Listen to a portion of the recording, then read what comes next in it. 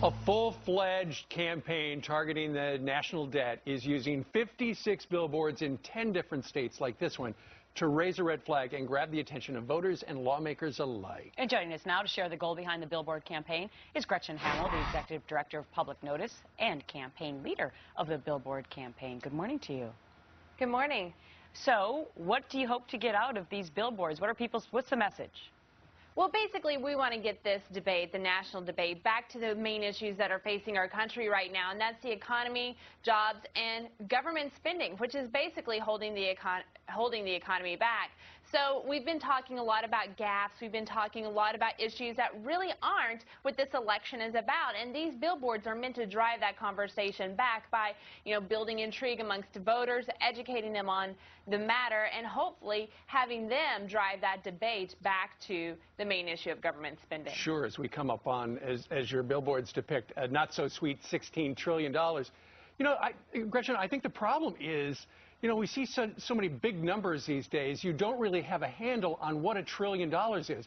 But if people knew that $1 trillion, if you spent $1 million a day since the day that Jesus was born up to today, you still would not have spent $1 trillion, and yet we're approaching $16 trillion.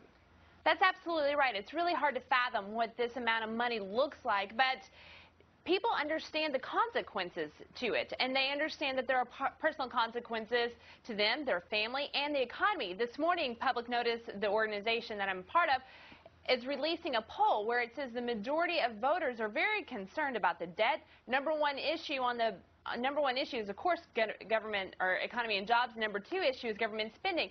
But the majority believe President Obama has a plan to fix it, and the plurality believes that Romney does. Well, the interesting thing was there was a plan, at least to start trying to fix it, from the Debt Commission, which was completely ignored.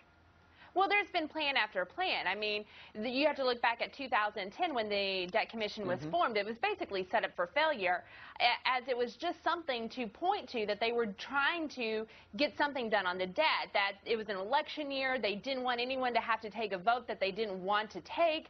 So they said, you know what, we'll create this Debt Commission. We'll make it report after the election. And guess what? It's not going to come up with anything. Sure. But yeah, it was a political ploy, basically.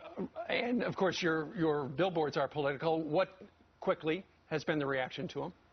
And we've got a great reaction to them. I mean, the American public understands this issue better than anyone. They know their family is being hurt by this issue. The daily cost of living could go up, their taxes could go up, and they know that it's a worse future for their children if this doesn't change. So we've had a really great reaction, and we're looking forward to carrying this message out through the rest of the year. That backpack is one big one on that child's back. I think that's really effective, that particular billboard.